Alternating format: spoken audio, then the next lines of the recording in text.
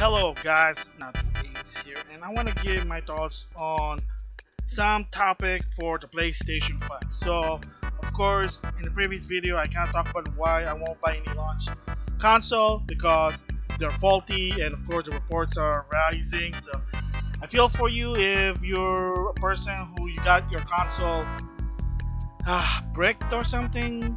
It's unfortunate, but again, you gotta keep in mind, even in 2020, this thing will happen. I mean, it would be nice to prevent it, but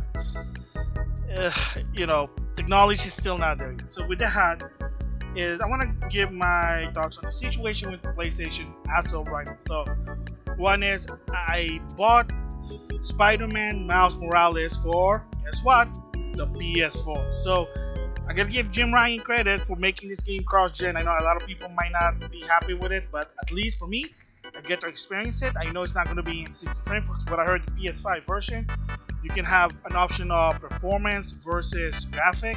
Some games kind of did that for the PS4. God of War did that if you have a 4K PS4. The Tomb Raider, Shadow of the Tomb Raider game kind of did that, I guess. And well, when it comes to Resident Evil 2 and 3, I don't think there's no graphic mode there for holy mode, but that's a different story there. So it's kind of weird that how come the Resident Evil team able to make a game so beautiful in 60 frames that kind of make me poop my pants, yet Sony can't do it with Spider-Man or whatever, and they have to do some sort of like mode. Maybe Capcom, the Resident Evil team with their re-engine, they're just talented. Or maybe the graphics not that good, but well, to me personally, it's good because it freaked me out. But that's not what the story about for this vlog. But the story first is the concern about the price. Yes, so of course, even so, that Spider-Man Miles Morales is a short game. Yes, Insomniac kind of did that before. They did that with two Ratchet & Clank game. One was, it's about Ghost Pirate. It was basically like a really small game. It was for $20 for that one, but it's a good game, sort of a prequel to A Clank in Time. And then there was another one called Into the Nexus, supposed to be the conclusion of the Ratchet & Clank Future trilogy. So I mean, of course, those games didn't cost like $60 because they were short. So same goes with Miles Morales. That's why the reason it's $50, probably because of the technology inside. I mean, it is kind of a lot of content in it, but I probably prefer to be $40, but whatever. I mean, I got it for $40 thanks to some discount, but again, if you didn't have that, then it's going to be $50. And I've seen a lot of people who bought PlayStation 5 kind of bought that game, Miles Morales. I'm surprised no one bought the Ultimate Edition that also comes with the Spider-Man for the PS4, but of course by then I'm gonna guess all of the people who have Spider-Man for the PS5 Miles Morales already have Spider-Man for the PS4 like myself. I mean, proof on my channels kind of say that, so even I too don't need Spider-Man remastered. And by the way, before I continue, the new Peter Parker that looks like Tom Holland, it's gross. Ew. Sony, what were you thinking? I'm sorry. No. Whatever reason you have, it's a PR talk. I'm sorry. Yuri Lowenthal, I like you as Mart. Sasuke from Persona 4. Heck, Sasuke Uchiha, that was your best acting. You can't defend this? I mean, no, dude. It's Tom Holland. Everybody knows it's Tom Holland. It's freaking Tom Holland, because if you just heard, the Uncharted movie is Tom Holland. Maybe Sony loves Tom Holland. I mean, I think the bottom line here, what Sony wanted is that when you think of Spider-Man, you think of Tom Holland. So it's not Spider-Man, it's Tom Holland present Spider-Man featuring Tom Holland. Okay, Tom Holland, you're a cool actor, but no. Is the Spider-Man game? No. I prefer the old one, and I'm gonna stick with that one. And I'm not alone. A lot of people said, ew. Gross. So with that said, is now the price. So of course, if you heard, Sony now kind of changed the rule a bit of the games, because now they're allowing not just themselves but third-party company to price their game up to $70, so $69.99. And for me personally kind of disappointed. I see a lot of people when they bought the PS5, they bought Demon Soul for $70. So it kind of tells them, yeah, I'm gonna cut my loss because Demon Soul is cool. Well, I don't like Demon Soul, I don't like Dark Soul, I don't like Bloodborne. I hate those type of games. Yeah, I'm able to play them, but I don't like those games. But that's my opinion. But the bottom line is, yeah, a lot of people are willing to buy Demon Soul for $70. But the bottom line is, now the new rule is games will be $70 MSRP. So the reason, common thing is, whether you like or not, games are costing more to develop. So this is something that's why a lot of people are willing to do it, especially if you're in the video game industry or you kind of understand, you got fans who are in it, you will understand this situation. As a consumer, just want to play games, or general consumer, then you're not going to understand it to some extent, but I'll explain why. So, of course, the story behind first is when Nintendo had control with the market during 8-bit and 16-bit era, their rule for pricing is by case basis. So they allow the third-party company to price their games. There have been games that's up to $90 for an NES game. I know right now, if you're hearing that, like, wow, why? Because again, at the time, technology was bare bone. It was Neanderthal, let's just say. But the games were good. I bought Lufia 2 for the Super NES by Natsume for $80. I bought Chrono Trigger for $80. I even had to go half-see with my friends just to buy Chrono Trigger. The game's good. Now, well, for a while, for the DS, you can get Chrono Trigger for $20. You can get Chrono Trigger on Switch, well, not Switch, Steam for $8, $9, I don't know how much it is. But now it's cheap. But before that, ooh. So when Sony with the PlayStation 1 came in, they changed the rule. So the new rule now is that all games must have a maximum MSRP of $50. So whatever you do that game, $50, you stick with it. And they kind of stick with it. And no other competitor could penetrate the market. Sega couldn't do it. Of course, Microsoft didn't come until later. Of course, Nintendo didn't do it with the N64. They kind of tried it. And I know for a while they kind of went their own way, because again, the whole point is that Sony's rule is make the games $50, people were willing to buy. When it came to the N64, yeah, they're using cartridges, so that's one of the controversy. I had to buy like Pokemon Stadium 2 for $60. I enjoyed that game. Yeah. But during the 32-bit era, yeah, Sony was in control of the market, and all game, at least on Sony, has to be $50. And if you're smart, you probably will do it. I know Nintendo did try and fight against it, but it just didn't work. So when it came with the GameCube for them, during the PS2 era, they had to follow suit just in order to be competitive, because if they raise the price, nobody can give a chance to buy third-party games. You know what's going to happen? And you'll end up to a console that's only plays Nintendo games, but that's a different story there. So they were in control until the 360, when Microsoft somehow managed to lead up because the PS3 screwed up, and then what happened was they changed the rule again. Now all games will be $60. Again, a lot of this reason is not because of greed to something. Maybe a bit, but it's more of because games are getting expensive to develop. You're using advanced technology, you're putting more hours, more content than before, you kind of see it. So I kind of understand that. But right now, at the time, during the HD era, people are like, oh, $60.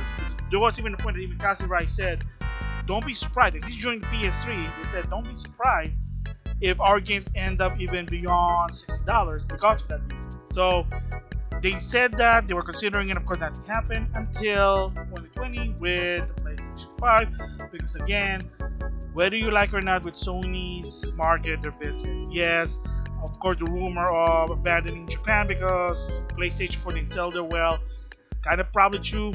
It was mostly sold well worldwide. Europe especially what is considered a PlayStation country. Of course in the West, people prefer PlayStation 4 over the Xbox One because of what happened with the Xbox One. But so when they had control of the market, now they're saying, yeah, so we can now raise the game, and people follow suit. Of course, you got Activision with Call of Duty Cold War, $70. 2K21 basketball game, $70. I wouldn't be surprised. So what Sony's saying is that the game's going to be ranging from 50 to 70. So it's a case by case to some extent, but they have that range. So it's not going to be higher than $70 unless the collector's edition. So if it's just a game, your standard game, then it will be $70. But people are not happy. I'm not happy, but I can understand where they're coming, why they're doing that. So again, games are now more technological advanced. You're going 8Ks in the future. I mean, when I bought my PlayStation 4, we only had a 1080p, and then of course when it comes with the Pro, after a while my friends were starting to become a fan of 4K, and then so you kind of see the pattern there. So games must be playing in 4K, and then of course now the PS5, the Xbox Series XS can play 4K, while the X does play 4K. Of course, eventually in the future, 8K, 120 frames per second in the future. But again, there's a story there. But the bottom line is, the $70 is not everyone's going to be happy. So, but this is my video about it. So I'm kind of apologize if I was going to give you a back history, but you're gonna have to understand why they're doing this to understand, like, should you worry about games being $70? And the answer for that one is no, not really. So I wouldn't be worried about it. Why? Because there's also one new anomaly that came in that didn't happen during the 8-bit or the 16-bit era. That is clearance. So it started when the PS2 era, believe it or not. That's when all suddenly you make product you can't sell, you put them on the clearance. That's when it, believe it or not, it started. And that's why I know as well. I'm seeing games that's super cheap. I mean, during the 8-bit, 16-bit era, it's a rarity, but you kind of see it. But it started to fruition when it came to the PS2 era. I bought some PS2 game that's under $10. I kind of showed some in my video. And then throughout the HD era, some of the games within months became in the clearance aisle. And then of course, same goes with the PS4 and the Xbox One. You got sales, you got clearance, and there's more frequently on sales, on discount.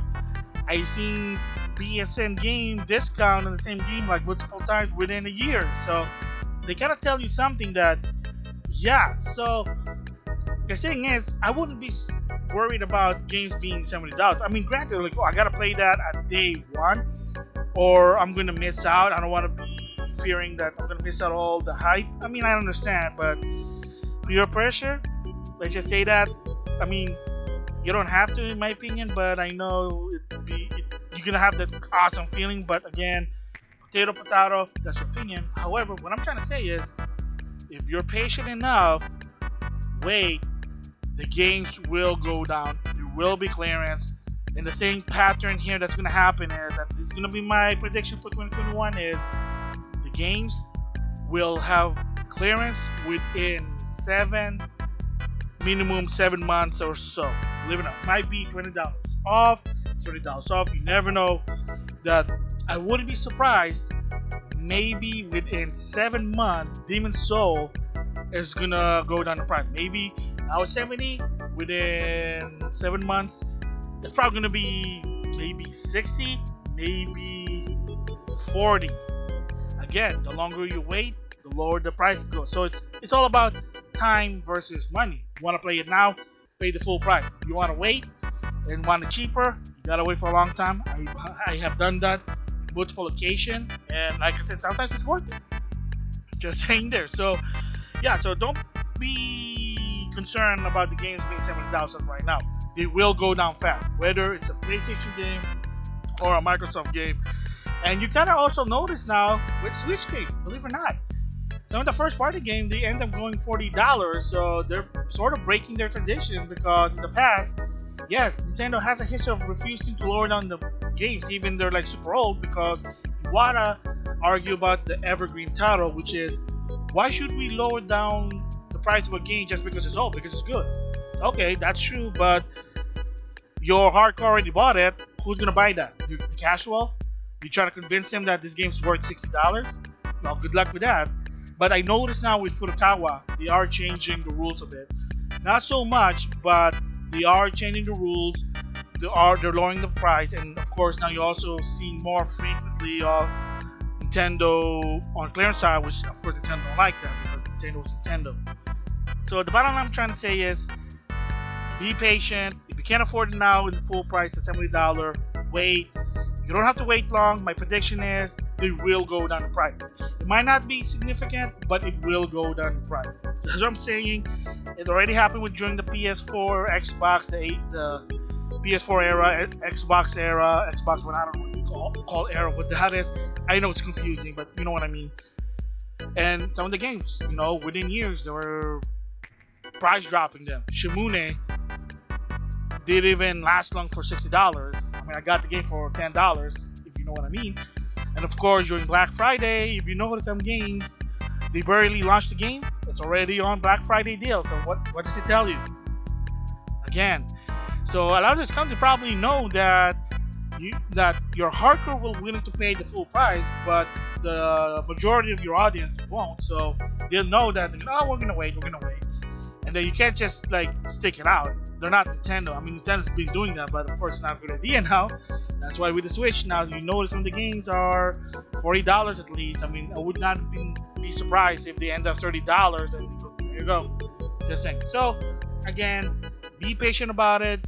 You don't have to worry too much about the $70 price tag that Sony did.